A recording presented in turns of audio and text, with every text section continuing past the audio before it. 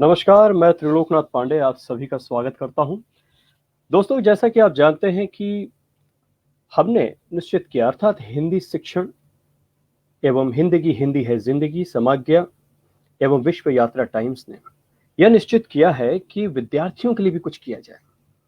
जी हाँ, और इसी को ध्यान में रखते हुए उनकी परीक्षाएं सामने हैं और उसी को ध्यान में रखते हुए हम लोगों ने क्या किया है कि एक विशिष्ट अतिथि को हमने आमंत्रित किया है, जो कहानियों को, जो पाठ्य पुस्तक में कहानियां हैं, उनको अपनी जुबानी आपके तक पहुंचाने की कोशिश करेंगे।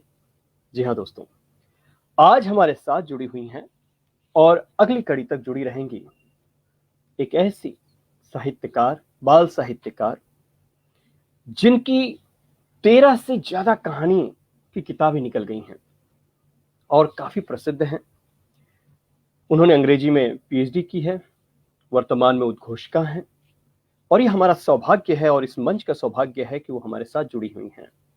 और विद्यार्थियों के लिए इस बार जो है हम लोग आईसीएसई के जो पाठ्य पुस्तक में साहित्य सागर के अंतर्गत जो भी पाठ हैं, कहानियां हैं, हम उनकी जुबानी सुनेंगे। तो बिना समय बर्बाद किए मैं मंच पर आमंत्रित करता हूं डॉक्टर मंजरी शुक्ला जी का। मैडम, आपका नमस्कार। स्वागत है। ये हमारा नमस्कार। सौभाग्य है कि आप अरे, जुड़ी हैं।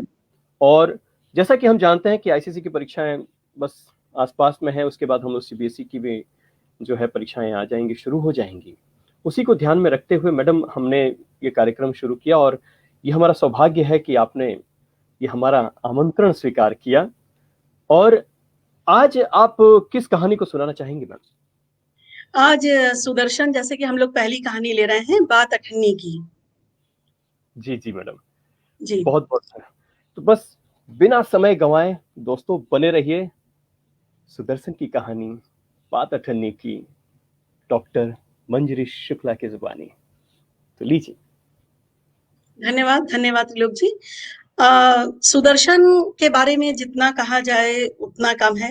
वो बहुत ही मतलब उम्दा कहानीकार, बहुत ही बढ़िया जिसे कह सकते हैं। उन्होंने बहुत सारी कहानियां लिखी और ये जो पाठ्य पुस्तक की है, ये पहली कहानी है बात अठन्नी की। मैं सुदर्शन के विषय में आपको थोड़ी सी जानकारी दूंगी ताकि हमारे जो छात्र हैं वो और जो सुनने वाले हैं वो लाभान्वित हो सके। जैसे कि मुंशी प्रेमचंद और उपेंद्र नाथ अश्क जो थे वो हिंदी और उर्दू दोनों भाषाओं में लिखते थे। उसी तरह से सुदर्शन ने अपनी कहानियां दोनों भाषाओं में लिखी हैं। उनका वास्तविक नाम बद्रीनाथ था। उनका जन्म सियालकोट, जो अभी वर्तमान में पाकिस्तान में है, उसमें हुआ था सन 1895 में। उन्होंने उर्दू में प्रकाशित होने वाले दैनिक पत्र आर्य गजट के संपादक के रूप में भी काम किया। मुंबई में 16 दिसंबर 1967 को इनका निधन हो गया। इनका दृष्टिकोण सुधारवादी था। इनकी पहली कहानी हार की जीत थी, जो मेरे साथ साथ सभी बच्चों को और सुनने वालों को याद होगी। बाबा भारती का जो चरित्र है वो कभी भुलाए नहीं भूलता। तो वो इनकी पहली कहानी थी जो सन 1920 में सरस्वती में प्रकाशित हुई थी। पुष्पलता, सुप्रभात, सुदर्शन सुधा, पनघट और इनके जो प्रसिद्ध कहानी संग्रह तथा परिवर्तन, भागवंती, राजकुमार सागर प्रसिद्ध उपन्यास है। सुदर्शन की भाषा सहज, स्वाभाविक, प्रभावी तथा मुहावरेदार है। उनको गद्य और पद्य दोनों में ही महारत हासिल थी, जैसे कि हम लोगों ने उनको इतना पढ़ा है। और आपने अनेक फिल्मों की पटकथा और न जाने कितने सारे गीत भी लिखे। तो कहानी है बात अठन्नी की। रसीला इंजीनियर बाबू जगत सिंह के यहाँ नौकर था। 10 रुपए वेतन था। गांव में उसके बूढ़े पिता, पत्नी, एक लड़की और 2 लड़के थे। इन सबका भार उसी के कंधों पर था। वह सारी तनख्वाह घर भेज देता, पर घर वालों का गुजारा न चल पाता। उसने इंजीनियर साहब से वेतन बढ़ाने की बार बार प्रार्थना करी, पर वो हर बार कहते कि अगर तुम्हें कोई ज्यादा दे दे तो अवश्य चले जाओ, मैं तनख्वाह नहीं बढ़ाऊंगा। वह सोचता कि वो यहाँ इतने सालों से काम कर रहा है, अमीर लोग नौकरों पर विश्वास नहीं करते हैं, पर मुझ पर यहाँ पर कभी भी किसी ने संदेह तक नहीं किया। अगर यहाँ से चला जाऊं तो कोई 11-12 रुपए हो सकता है ज्यादा से ज्यादा दे दे, पर ऐसा आदर और सम्मान न मिलेगा। जिला मजिस्ट्रेट शेख सलीमुद्दीन इंजीनियर बाबू के पड़ोस में रहते थे। उनके चौकीदार मियां रमजान और रसीला में बहुत मैत्री थी। दोनों घंटों साथ बैठते, बातें करते। शेख साहब फलों के शौकीन थे। रमजान रसीला को फल देता। इंजीनियर साहब को मिठाई का शौक था, तो रसीला रमजान को मिठाइयां देता। एक दिन रमजान ने रसीला को उदास देखकर कारण पूछा। पहले तो रसीला छिपाता रहा, फिर रमजान ने कहा, कोई बात नहीं है, तो खाओ सौगन। रसीला ने रमजान का हट देखा तो उसकी आंखें भर आई। वो बोला, घर से खत आया है, बच्चे बीमार हैं और मेरे पास रुपए नहीं है, तो मालिक से पेशगी मांग लो। कहते हैं एक पैसा भी ना दूंगा। रमजान ने ठंडी सांस भरी। उसने रसीला को ठहरने का संकेत किया और अपने आप कोठरी में चला गया। थोड़ी देर बाद उसने कुछ रुपए रसीला की हथेली पर रख दिए। रसीला के मुंह से एक शब्द भी नहीं निकला। सोचने लगा, बाबू साहब की मैंने इतनी सेवा करी, पर दुख में उन्होंने साथ ना दिया। रमजान को देखो, गरीब है किंतु आदमी नहीं, देवता है। ईश्वर उसका भला करे। रसीला के बच्चे स्वस्थ हो गए। उसने रमजान का ऋण चुका दिया। रसीला जो था वो बहुत अंदर से उसका एहसान मानता था। रमजान ने कभी अपने पैसों की बात नहीं करी। केवल 8 आने बाकी रह गए थे, फिर भी रसीला उसके आगे आंख न उठा पाता। एक दिन की बात है, बाबू जगत सिंह किसी से कमरे में बात कर रहे थे। रसीला ने सुना, इंजीनियर बाबू कह रहे हैं, बस 500, इतनी सी रकम देकर आप मेरा अपमान कर रहे हैं। हुजूर मान जाइए, आप समझे आपने मेरा काम मुफ्त में किया है। रसीला ये सुनकर सन्न रह गया। रसीला समझ गया कि भीतर रिश्वत ली जा रही है, पर वो भला कह भी क्या सकता था। सोचने लगा, रुपए कमाने का ये कितना आसान तरीका है।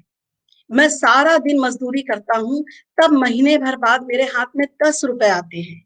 वह बाहर आया और रमजान को उसने सारी बात सुना दी। रमजान बोला, बस इतनी सी बात? हमारे शेख साहब तो उनके भी गुरु हैं। आज भी एक शिकार फंसा है, 1000 रुपए से कम में तय ना होगा। भैया, गुनाह का फल मिलेगा या नहीं ये तो भगवान ही जाने, पर ऐसी कमाई के लोग ही कोठियों में रहते हैं। और एक हम हैं कि परिश्रम करने पर भी कुछ हाथ नहीं आता। रसीला सोचता रहा कि मेरे हाथ से सैकड़ों रुपए निकल गए, पर कभी धर्म ना बिगड़ा। एक एक आना भी उड़ाता तो काफी रकम जुड़ जाती। इतने में इंजीनियर साहब ने उसे आवाज लगाई। रसीला, दौड़कर 5 रुपए की मिठाई ले आ।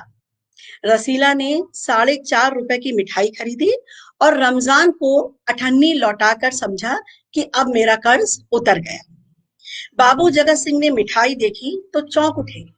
ये मिठाई 5 रुपए की है? हाँ हुजूर, 5 रुपए की है। रसीला का रंग उड़ गया। बाबू जगत सिंह समझ गए। उन्होंने रसीला से फिर पूछा। रसीला ने फिर वही दोहराया। उन्होंने रसीला के मुंह पर कसकर एक तमाचा मारा और कहा, चल मेरे साथ, जहां से लेकर आया है। हुजूर, झूठ कहूं तो? रसीला ने अभी अपनी बात पूरी भी नहीं की थी कि इंजीनियर बाबू चिल्लाए, अभी सच और झूठ का पता चल जाएगा। अब सारी बात उस हलवाई के सामने ही कहना। अब कोई रास्ता ना बचा था। रसीला बोला, माई बाप, गलती हो गई, इस बार माफ कर दे। इंजीनियर साहब की आंखों से आग बरसने लगी। उन्होंने निर्दयता से रसीला को खूब पीटा और फिर घसीटते हुए पुलिस थाने ले गए। सिपाही के हाथ में 5 रुपए का नोट रखते हुए बोले, मनवा लेना, लातों के भूत बातों से कभी नहीं मानते। दूसरे दिन मुकदमा शेख सलीमुद्दीन की कचहरी में पेश हुआ। रसीला ने तुरंत अपना अपराध स्वीकार कर लिया। उसने कोई बहाना न बनाया। चाहता तो कह सकता था कि यह साजिश है, मैं नौकरी नहीं करना चाहता था, इसीलिए हलवाई से मिलकर मुझे फंसा रहे हैं। पर एक और अपराध करने का साहस ना जुटा पाया। उसकी आंखें खुल गईं। हाथ जोड़कर बोला, हुजूर, मेरा पहला अपराध है, इस बार माफ कर दीजिए, फिर आइंदा कभी गलती नहीं होगी। शेख साहब न्याय प्रिय आदमी थे। उन्होंने रसीला को 6 महीने की सजा सुना दी और रुमाल से मुंह पोंछा। ये वही रुमाल था जिसमें एक दिन पहले किसी ने 1000 रुपए की रिश्वत बांध कर दी थी। फैसला सुनकर रमजान की आंखों में खून उतर आया। सोचने लगा, ये दुनिया न्याय नगरी नहीं, अंधेर नगरी है। चोरी पकड़ी गई तो अपराध हो गया। असली अपराधी बड़ी बड़ी कोठियों में बैठकर दोनों हाथों से धन बटोर रहे हैं। उन्हें कभी कोई नहीं पकड़ता। रमजान घर पहुंचा तो एक दासी ने पूछा, रसीला का क्या हुआ? 6 महीने की कैद। अच्छा हुआ, वो इसी लायक था। रमजान ने गुस्से से कहा, ये इंसाफ नहीं, अंधेर है। सिर्फ एक अठन्नी ही की तो बात थी। रात के समय जब 1500 के चोर नरम गद्दों पर मीठी नींद ले रहे थे, तो अठन्नी का चोर जेल की तंग अंधेरी कोठरी में पछता रहा था। ये थी कहानी बात अठन्नी की। बहुत बहुत धन्यवाद मैम। मैम, जैसे कि हमने जाना है कि यहाँ पर एक ऐसा व्यक्ति है कि जिसे वो कुछ पैसे मांगता है और मांगने के बाद उसका मालिक उसको दरकिनार कर देता है और कहता है कि अगर आपको कहीं और ज्यादा देते हैं तो चले जाइए। मैम, इस कहानी से क्या शिक्षा मिलती है? हाँ, त्रिलोकनाथ जी, बेहद देखा जाए तो बेहद मार्मिक और भावपूर्ण कहानी है। इस कहानी में हम देखते हैं कि किस तरह से हमारे समाज में लोग दोहरा जीवन जी रहे हैं।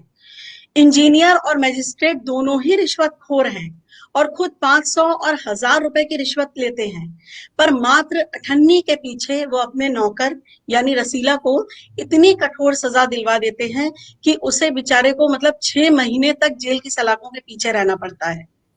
हमारे समाज में व्याप्त बेईमानी, झूठ और रिश्वतखोरी की प्रवृत्ति पर लेखक ने करारा प्रहार किया है। जैसे कहानी में एक वाक्य है कि शेख साहब न्यायप्रिय आदमी थे। उन्होंने रसीला को 6 महीने की सजा सुना दी और रुमाल से मुंह पोंछा। ये वही रुमाल था जिसे किसी ने एक दिन पहले ही 1000 रुपए उसमें बांध कर दिए थे। तो इस कहानी में हमने ये देखा कि पैसे के आगे सब झुकते हैं और सच को झूठ और झूठ को सच बताने में पल भर की भी देरी नहीं लगती है। जी बिल्कुल। दोस्तों, ये थे सुदर्शन और उनकी कहानी बात अठन्नी की। इसी प्रकार से मुलाकात होती रहेगी आप सभी से। फिर एक और कहानी के साथ आएंगे। जी हाँ, और अगली कहानी है, जैसा कि आप जानते हैं, वो है काकी। जी हाँ, हम सुनेंगे किसकी जुबानी? डॉक्टर मंजरी शुक्ला की जुबानी। तो विद्यार्थियों, ये सिर्फ आपके लिए था, तो सुनिए और जुड़ते रहिए। नमस्कार, फिर होगी मुलाकात आप सभी से एक नई कहानी के साथ। साहित्य सागर के अंतर्गत है, आईसीसी के पाठ्यक्रम के अंतर्गत है, तो सुनना ना भूलें। और आपको, आप सभी को परीक्षा की हार्दिक शुभकामनाएं पहले से ही, क्योंकि तैयारी जरूरी है। हम आ रहे हैं पुनः डॉक्टर मंजरी शुक्ला के साथ एक नई कहानी के साथ। इजाजत दीजिए, नमस्कार। बहुत बहुत धन्यवाद मैडम। जितने भी हमारे दर्शक जुड़े थे उन्हें भी नमन। फिर होगी मुलाकात। नमस्कार। नमस्कार।